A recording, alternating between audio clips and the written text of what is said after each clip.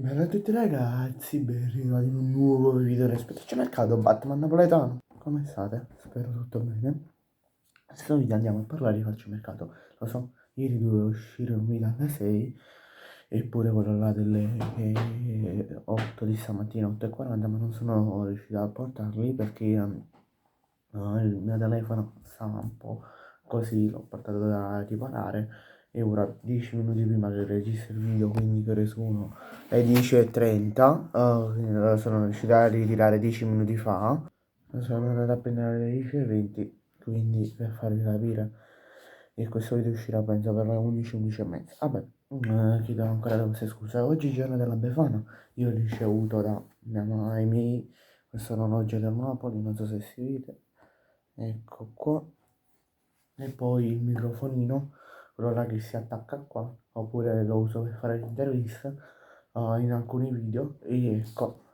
lo uso per questo il microfonino, lo vedrete dopo quando si finisce di caricare e poi lo metto sul telefono. Poi in questo video andiamo a parlare di calciomercato, scusate se mi sono dilungato troppo. Vabbè, allora, per prima notizia, abbiamo una notizia sulla Lazio che ha chiesto informazioni per Gaspar. Attualmente gioca a Lecce ed è un difensore, per chi non lo sapesse.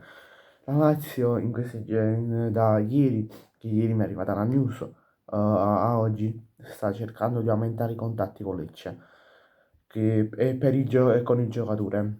Poi Aslani è stata offerta a tre club. Aslani è il difensore del Torino, sì, del Torino, ed è stato offerto sia all'Inter che al Milan che alla Roma. Sono stati offerti a questi a tre club. L'unica che è più che sta avanzando di più con contatti col giocatore è l'Inter che li sta aumentando col giocatore, ma non con il club. Con il club sarà diciamo i contatti verranno presi quando il giocatore decide di accettare. Poi notizia sul Napoli. Allora, il Benfica ehm,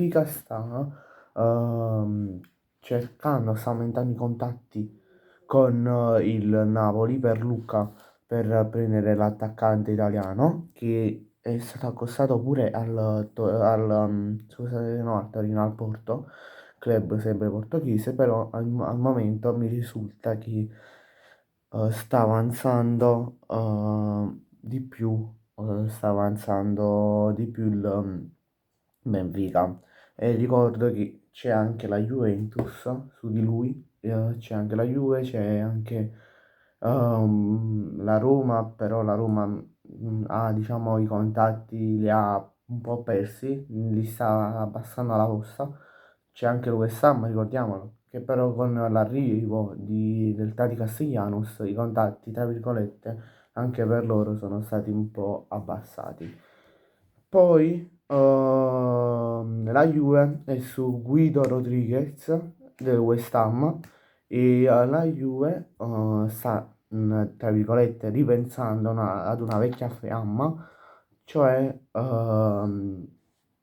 cioè Chiesa, Federico Chiesa del Liverpool, che però il Liverpool lo sta, diciamo, a Liverpool si sta trovando bene questa stagione rispetto alla vecchia, che sta trovando molto più minutaggio, però la Juve sembra più improntata su Guido Rodriguez del West Ham.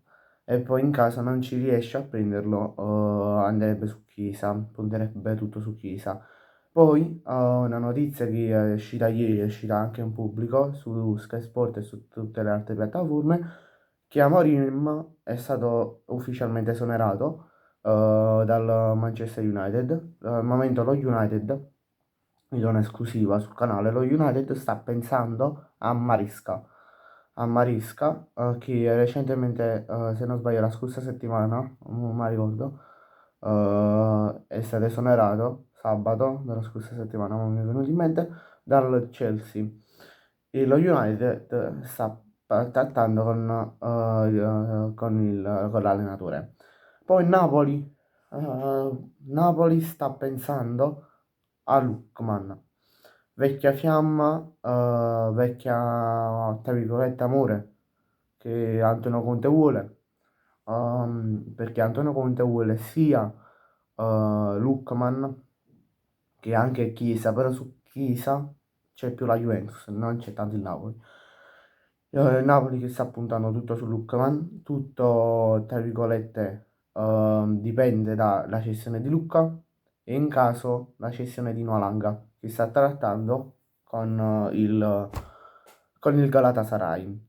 Bene ragazzi, grazie a tutti per la visione, ci vediamo in un prossimo video, mi raccomando iscriviti al canale e lasciate un bel like. Ciao!